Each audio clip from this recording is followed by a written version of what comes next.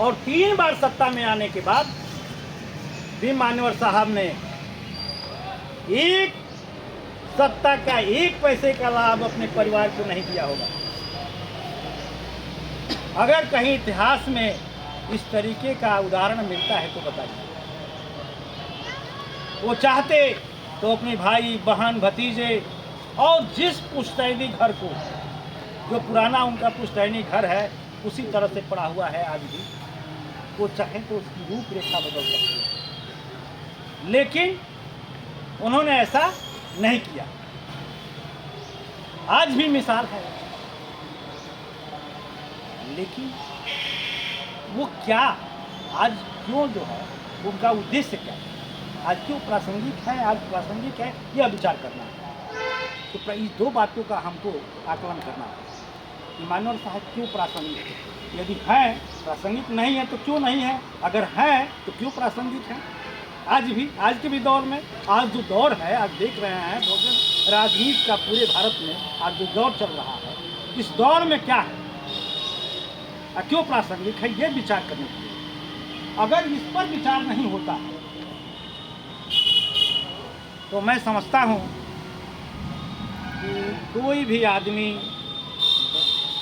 संवेदनशील नहीं है इसके प्रति, उस महामानव के, बहुजन नायकों के आंदोलन के प्रति, उस महामानव के विचारों के प्रति। जो बहुजन आंदोलन जो जिसको लेकर के मान्यवर साहब ने मिशन किया था, बहुजन इनका मिशन था कि जो हजारों जातियों में जो बटा हुआ समाज, जिसको कई वक्ताओं ने जाति का उच्छेदन कहा, कि मान्यवर साहब ने जाति का उच्छेदन पढ़ा तो पगला गए। वही जात की बात मैं कर रहा हूँ। मान्यवर साहब ने कहा जात से बटा हुआ समाज वो कभी भी जो है शासक नहीं बन सकता, लेकिन जात 2 धारी तलवार है। और मान्यवर साहब ने बखूबी जो है जाति का प्रयोग किया। उन्होंने कहा कि जात का प्रयोग करो, और जात का प्रयोग क्यों करो, जाति का प्रयोग करके सत्ता लो, और सत्ता पा करके जात विहीन, वर्ग विहीन समाज की स्थापना की दिशा में बढ़ो। जो समाज जो हजारों सदियों से जातियों में बटा हुआ है, उसको एक जगह, एक मंच पर लाया जा सके और जाति विहीन समाज की स्थापना हो सके, ये लक्ष्य था। लेकिन साथियों, हम सत्ता की तरफ बढ़ेंगे। अगर हम मान्यवर साहब के इस विचार को लेते हैं तो हम सत्ता की तरफ कैसे बढ़ेंगे, यह विचारणीय विषय। जो लक्ष्य है, जो कहा कि हमारी अंतिम लक्ष्य, मान्यवर साहब ने कहा कि अंतिम लक्ष्य हमको लाल किले पर झंडा फहराना है। तो अगर मान्यवर साहब का अंतिम लक्ष्य ये था, तो हम उस लक्ष्य तक पहुंचने के लिए कर क्या रहे हैं। हम यही कर रहे हैं कि इनको बगली में जो है बांध लपेट करके और कह रहे हैं कि हम ही, हमारे काशीराम है, हमारे काशीराम है, हमारे अम्बेडकर हैं, हमारे अम्बेडकर हैं। तो क्या हम, विचार करने की बात है, क्या हम इन विचारों को लेकर के वो मान्यवर साहब का सपना लाल किले पर झंडा फहराने का पूरा कर सकते हैं, यह विचारणीय विषय। और हमको बहुत अंधविश्वास में जीना है, तो हम तुम्हारा समाज और हम सदियों से जीते आए हैं, लेकिन हमारे महापुरुषों ने अंधविश्वास से हट करके, अंधविश्वास क्या है, सवाल समझने की बात यह है कि केवल अंधविश्वास जो है जिसको हम समझते हैं वही नहीं। अंधा हो करके एक व्यक्ति के पीछे चलना भी अंधविश्वास है, उसके गुण दोषों का मूल्यांकन न करना भी अंधविश्वास है। तो आज तक हमारा बहुजन समाज यही करता है, अंधा होकर एक व्यक्ति पर विश्वास करना और व्यक्ति विशेष पर विश्वास करना घोर धोखा है। हम विचार के साथ जो चलेंगे तो विचार धोखा नहीं दे सकता है, व्यक्ति धोखा दे सकता है, लेकिन विचार धोखा नहीं दे सकता। ये समझने वाली बात है।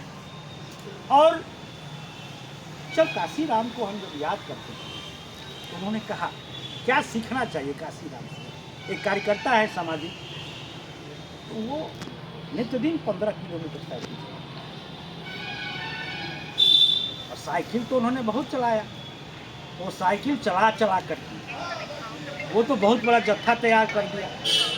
लेकिन वो अपने कार्यकर्ताओं को क्या खाते हैं, अगर उनकी फॉलो करते हैं, उनके विचार को और उस लक्ष्य की दिशा में अपने को समर्पित करते हैं, तो वो है कि 15 किलोमीटर हमको जो है कम से कम साइकिल रोज़ चलाना चाहिए। क्यों चलाना चाहिए? इसलिए कि हमको जो है बहुजन समाज की बस्तियों में 15 किलोमीटर की एरिया में संपर्क करना चाहिए। जाएंगे तो हमको रमणी भी होगी, उनके दुख सुख में शामिल भी होंगे, जानकारी भी होगी, कुछ उनका दुख दर्द, हाँ हमारा भी हाल चाल हो जाएंगे। इस तरह से सामाजिक जो चीज़ें हैं वो मजबूत होगी।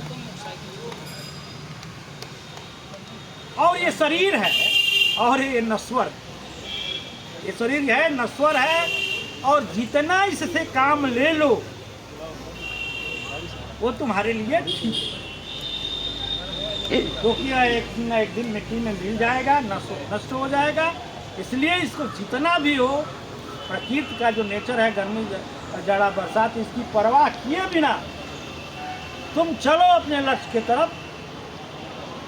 काशीराम ने ये जो है अपने कार्यकर्ताओं का एक संदेश, बड़ा संदेश, वो रोज़ जो है कम से कम 2000-3000 का कार्यक्रम करके लोगों को प्रतिदिन वो 30-35 हज़ार लोगों को संबोधित कर देते थे। वो टारगेट बनाए थे कि हम कम से कम 2000-3000 लोगों को 1 घंटा 2 घंटा में हम संबोधित करके प्रतिदिन जो है 30,000-35,000 लोगों को हम संबोधित कर लेंगे और अपनी बातों को, अपने विचारों को उन तक पहुंचा देंगे। साथियों, अगर आप किसी भी दल, पार्टी और विचारों के कार्यकर्ता हो तो केवल अपने फोटो वायरल करने से मिशन की प्राप्ति नहीं होगी। मिशन की प्राप्ति तभी होगी जब हम मान्यवर साहब के इन विचारों को, इन कार्यक्रमों को फॉलो करेंगे, तब जाकर के जो है हम उन उद्देश्यों की तरफ बढ़ सकते। साथियों, ये सबसे बड़ी बात इनमें थी। लेकिन देखा जाए कि आज हम कहाँ खड़े हैं।